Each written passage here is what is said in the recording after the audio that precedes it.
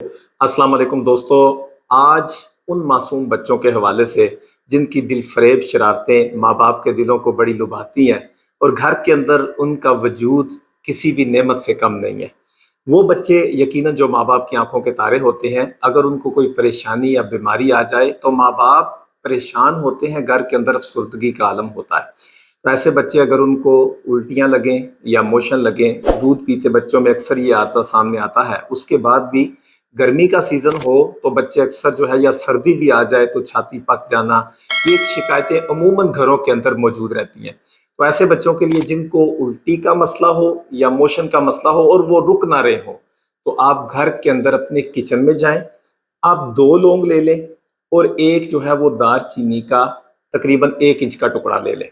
ये 2 चीज़ें लेके इसको ग्राइंड कर लें या किसी चीज़ से पीस लें और इनका पाउडर आपस में मिक्स कर लें। एक शहद का चम्मच लें, उसके अंदर इस सफूफ को मिक्स कर लीजिए। इसको मिक्स करने के बाद आप बच्चे को हल्का-हल्का उँगली से साथ लगा के या किसी भी चीज़ के साथ बच्चे को चटाएँ, उसकी ज़ुबान पे इसको लगाएँ, तालू के साथ ऊपर लगा लें, ठीक है? इसके साथ इंशाअल्लाह आपका बच्चा बहुत जल्द सेहतयाब हो जाएगा और उसके उल्टी और मोशन चंद मिनटों के अंदर ठीक हो जाएँगे।